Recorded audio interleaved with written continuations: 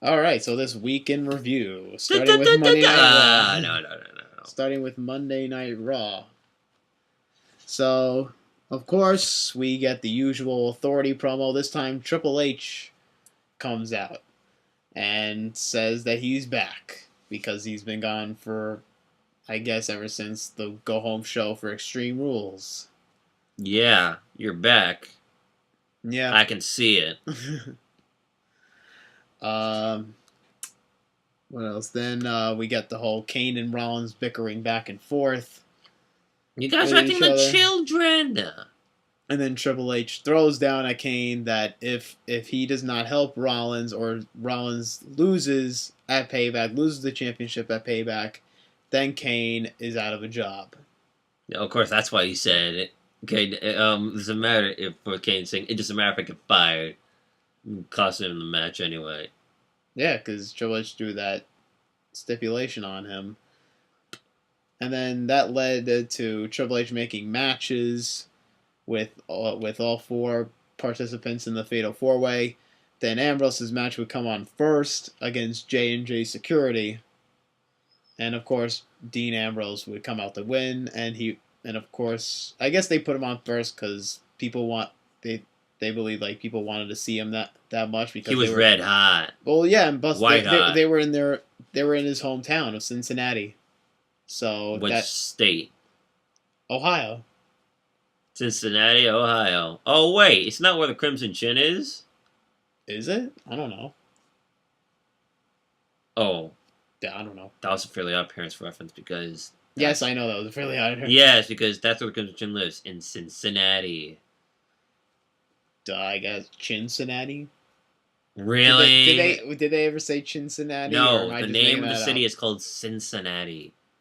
Okay, then I guess thought you were gonna that's say where it's like, from. wow, really? You had to throw that reference out there, but anyway. Then what was next? Then we got Ziggler versus Barrett with Sheamus on commentary, and due to Sheamus's distraction, Barrett would pick up the victory on here. Of course! And then Sheamus would attack Ziggler, ending it with a bro kick. It's a shameful thing that I've done. Not really, because I'm a heel.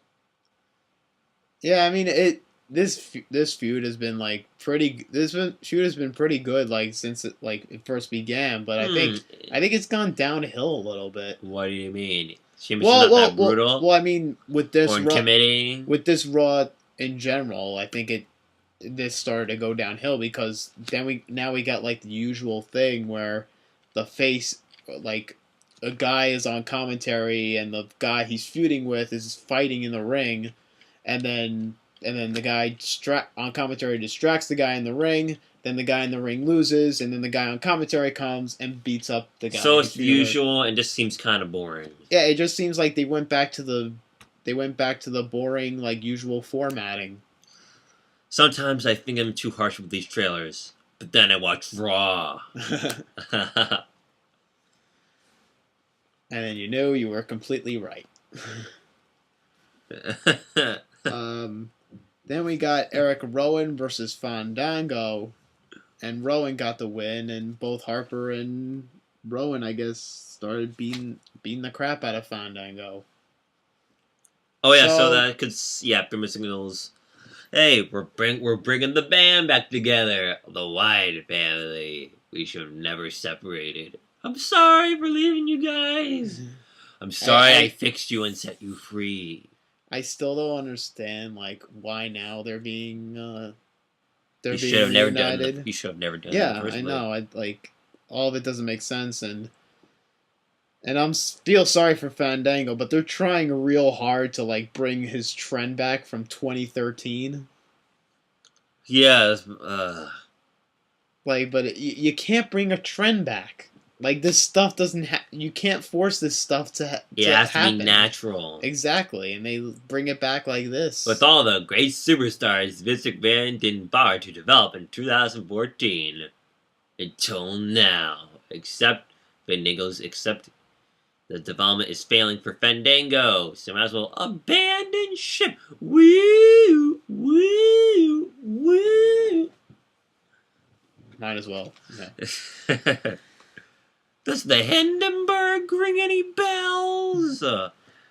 Then we get the U.S. title open challenge, and this time it was Neville that accepted. Yeah, and I missed it. How was the match? It was getting good, and then the finish was Neville hit the red arrow on Cena, and when it looked like he was gonna go for the win, Rusev came in and attacked Neville. But I thought it was I thought the match was good, and I thought it was a smart way to end this match, to book the match. Because you think about it, Neville didn't get pinned, and it was a difference because you see all the time that Cena has won every U.S. title challenge by pinfall, but not against Neville. But this time he loses the match Neville wins the match by disqualification. And Neville doesn't get pinned by Cena this time, like how it's been usually going with the U.S. title open challenge. Foreshadowing. And Neville gets a win over Cena by disqualification. Foreshadowing for something to later occur. Maybe Neville gets a U.S. Maybe Neville becomes a possible contender now for the U.S. Championship and wins it. Maybe. I mean, who knows? Well, when you compare it to the match we did at Simulation, it doesn't fully match up. I know. I was about to say, didn't we do this match in a simulation for the championship? World Championship at WrestleMania 31. But this time, in reality, it was on Raw, and it was for the U.S. belt. But when it came to match quality... Yeah, I think ours was better. Yes, because Cena was on fire during most of that rest of that match, and Cena and Shawn Michaels made a quick and Bret Hart, no, not Bret Hart, and Neville made a quick Shawn Michaels comeback from WrestleMania 12. Yeah. Except it was one Fisher, not two. Yeah.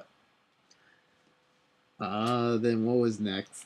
Then we got Kane versus Roman Reigns. But this time, the match didn't even happen. Instead, they were beating the hell out of each other on the outside. And then, we announced for SmackDown, only one could win. I saw a meme for that. Yes. Well, you saw it too. I didn't see the meme, but I know, Wait, let me see if I can find the meme. And yeah, that's all you need to know because that was that. Then we got Brie versus Tamina. It was Tamina Snuka's first match back in WWE since returning, and Tamina got the victory. Yep, nothing else to say there. Moving on. No need to take a bathroom break there because that was so quick. Then there was Macho Mandow versus Axel Mania. Did Sandow a role play of WrestleMania 5, I would say, but then it turned into a role play of WrestleMania 4, and the Ascension would eventually attack them and then cause Axel and Macho Mandow to team up, and thus we get the kickoff match: Macho Mandow and Axel Mania versus the Ascension. So moving back on to Raw.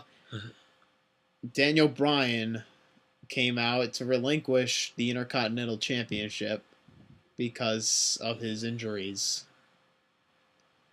And he had to go back and have some more treatment. Who? The Daniel Bryan segment? Yeah. Thank you, Bryan! 3 years ago. No, 4 years ago. Thank you, Rich! Oh boy. It's time. I know. I hate to try and admit it, but it looks like it's going to be the end for Bryan. I mean, with this injury and man, I don't want you to go, but it seems like the best wrestlers that we wanted to succeed, can't even show up that much anymore because of injuries. They keep getting hurt. Exactly. It just really shows that. Stop getting hurt! I want to see you wrestle still! But eventually, I guess it's gonna have to. The end result's gonna have to be Bryan retiring. If that's the case, because you Yeah, you have two WrestleMania moments. You had two WrestleMania moments. You win the WWE World Heavyweight Championship last year, WrestleMania 30. Then this year, you win the Intercontinental Championship in a 7-man ladder match, and both those times, those reigns have ended with you vacating the championship because you had a neck injury. Oh my, that sucks so badly. Like you gotta hang it up if it keeps bothering you. Because if Brian just keeps like going at it and keeps going at it in the ring with the neck injury, it's not going to be good for him. It is inevitable. Yeah, I hate to see him go out like this, but Nothing lasts forever. Nothing lasts forever. That's just how it is. Forever. That's just how it is.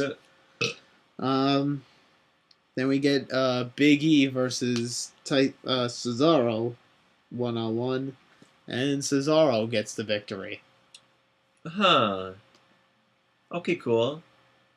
Just setting up a preview for the 2 out of 3 falls match. Yep. Nothing else to say there, but it was a pretty good match, I thought. Then we get Bray Wyatt's promo. Getting the usual Bray Wyatt promo with like him talking about fear and why people fear this world. Yeah, I'm sorry, Wyatt. We can't take you seriously. Right, and I feel like he's done the same promo over and over again. Yes, I can't. No matter how, like, I mean, his promos have been good, like, since when he debuted, but now it's 2015, and it's like, well, didn't you say that last week, or didn't you say that last year? It's not really getting you over anymore. And then Ryback came out to attack Bray, and then that was it. And now they're gonna have a match at Payback, which I hope Bray wins. And finally, the main event. It was Randy Orton versus Seth Rollins. Technically a rematch from WrestleMania since it wasn't a title match. And what happened in it?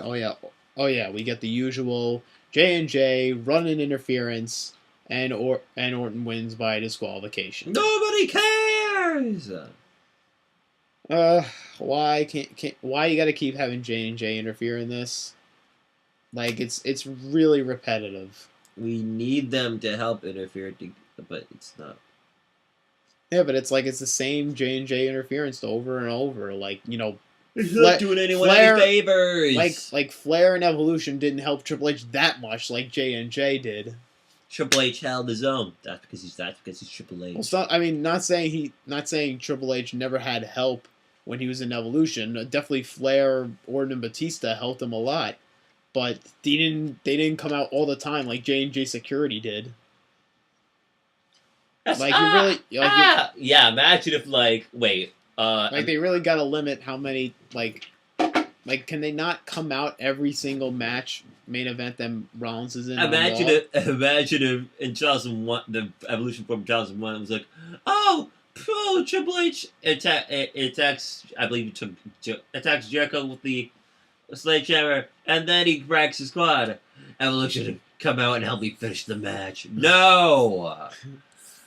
Well, he was a heel, and he was with the 2-man power trip with Stone Cold at that time. And he retained the title, so be a man. No, Triple H didn't win that match.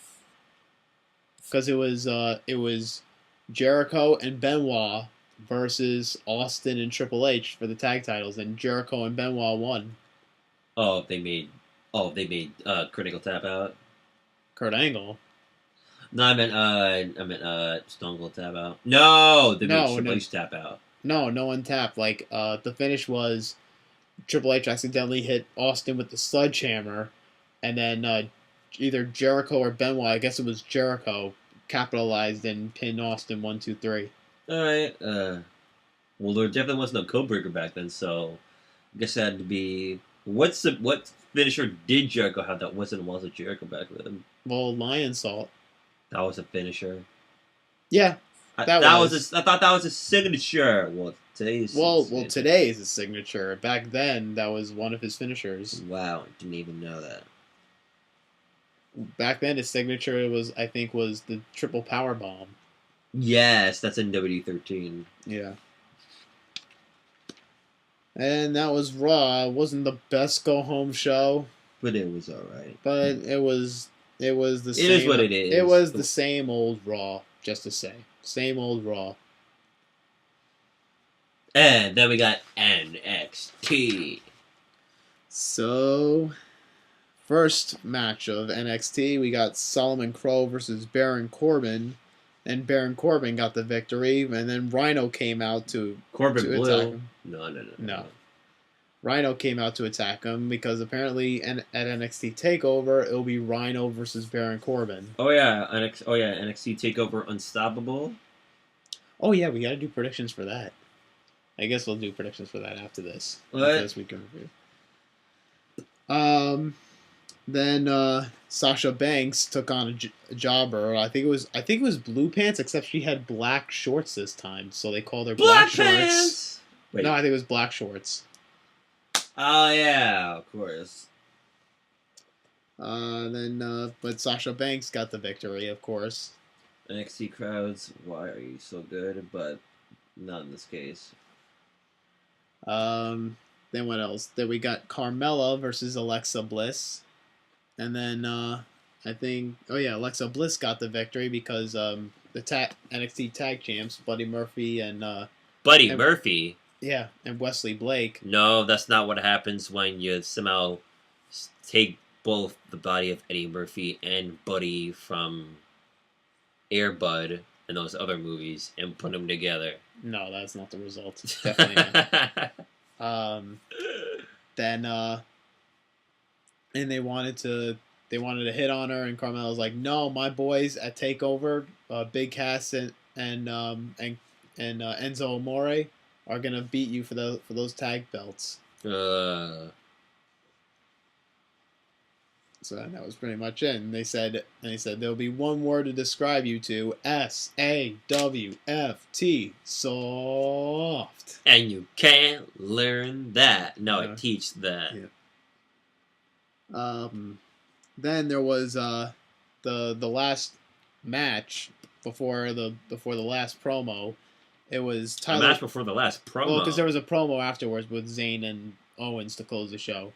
So technically the main event was Tyler Breeze and Adam Rose taking on Hideo Itami and Finn Balor. And how that and I think Itami. Actually, Adam Rose and Tyler Breeze got the victory. Due some miscommunication from Itami and Balor. Huh. But then Tyler Breeze was the one left standing after he took out both of them. And then he even super kicked Adam Rose at the end. Wait, Itami? No, Tyler Breeze. You're a heel attacks another heel, but I hope that, but no, not during that same night. He's kind of a tweener because he acts heelish, but at the same time fans love him. Tyler Breeze. Yeah, some fans love him. I'm blowing the fans away, but at the same time they're blowing right back at me. So for the final time, Zayn and Owens went into a face-to-face confrontation. Zeus and Hades bound Olympus.